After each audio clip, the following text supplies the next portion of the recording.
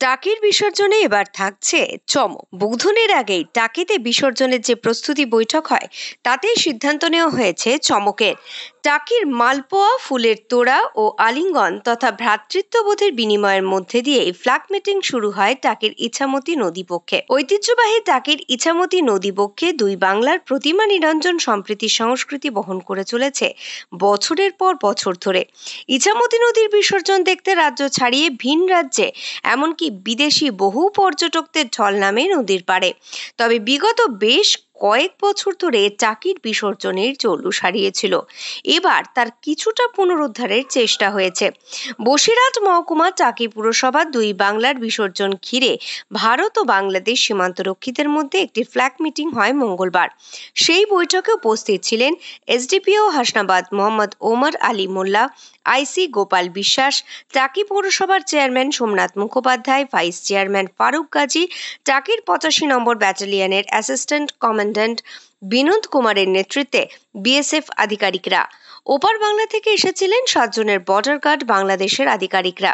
এদিন বিসর্জনের চূড়ান্ত দিন স্থির হয়েছে চলতি মাসের 10 অক্টোবর রবিবার। ইছামতি নদীবক্ষে এই বিসর্জন হবে। বহু বছর বাদে এবার বাংলাদেশের প্রতিমা ও পর্যটকদের নৌকা ইছামতি নদীতে আবার নামবে। সেক্ষেত্রে আবার দুই বাংলার মিলন হবে ইছামতির নদীবক্ষে। প্রতি বছরের মতো এবছর মাছ বরাবর দিয়ে 50টা বোট থাকবে, বিএসএফ এবং পুলিশ যৌথ, সাথে আমাদের পৌর প্রশাসন আছে। মাছ বরাবর একটা দড়ি দিয়ে যেরকম ভাগ হয় সেটা হবে, কিন্তু এবছর আমাদের বিজিবির সাথে যেটা আলোচনা হয়েছে এই মিটিংয়ে, তাতে বাংলাদেশ থেকেও প্রচুর সংখ্যক এবার নদীতে নামবে বোট নিয়ে, এবং প্রতিমাও নামবে, আমাদের ইন্ডিয়া তরফ থেকেও নামবে, কিন্তু মাছ বরাবরের বেশি কেউ যেতে পারবে। বর্ডারে এটা বিএসএফ তরফ থেকে পুরো ব্যবস্থা থাকবে, এবং আমাদের পুলিশ প্রশাসনও বিএসএফের সাথে থাকছে।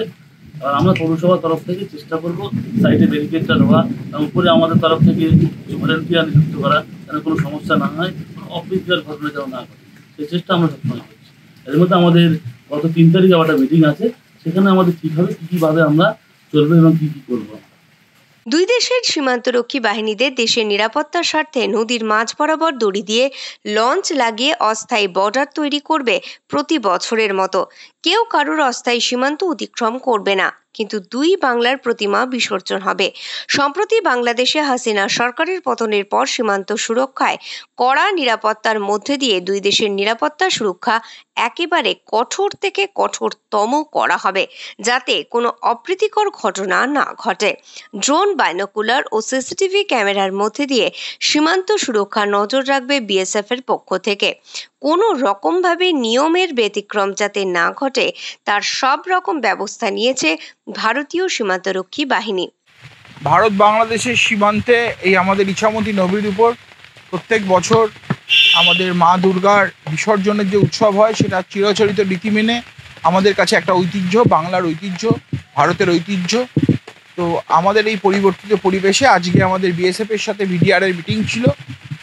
আমরা চেষ্টা করব শান্তিপূর্ণভাবে আমাদের শৃঙ্খলা বজায় রেখে বাংলার ঐতিহ্য মেনে যা নিয়ম নীতিরীতি হয় যথাযথ মর্যাদার সাথে এতে পালন করা হয়, এবং বাঙালির আবেগ দুর্গার বিসর্জন যেন সুন্দরভাবে আয়োজিত হতে পারে তার শৃঙ্খলাবদ্ধ যার ব্যবস্থা, তার জন্য আমরা সকলে এখানে চেষ্টা করব। বিএসএফ, আমাদের পুলিশের যারা কর্তৃপক্ষ, স্থানীয় চেয়ারম্যান, স্থানীয় পৌর প্রতিনিধি, সকলে আমরা সচেষ্ট। আমরা আশা রাখবো বাংলার ঐতিহ্য, বাঙালির ঐতিহ্য, টাকি সংস্কৃতি তার নিজস্ব ধারা মেনে অক্ষুণ্ণ থাকবে। 2 বছরের মতো এবছরও বিএসএফ, বিজিবি, ভারত বাংলাদেশ যৌথভাবে আজকের যে বৈঠক, এই বৈঠক প্রথমেই একটা কথা বলবো, অত্যন্ত সুন্দর বৈঠক হয়েছে।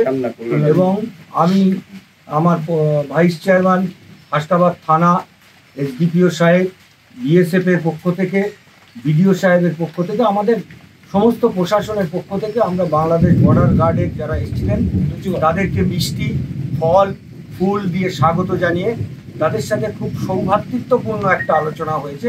এবং আমরা আশা করছি এবারে যে বৈঠক হলো সেই বৈঠক থেকে আমরা আশাবাদী যে আবার পুরনো যে ঐতিহ্য ছিল সেই পুরনো ঐতিহ্য অনুযায়ী টাকি ইছামতি নদীর ভাসান আগামী 13ই অক্টোবর অর্থাৎ রবিবার বেলা 11টা থেকে বিকেল 5টা পর্যন্ত এই ভাসান অনুষ্ঠিত হবে টাকি ইছামতি নদীতে।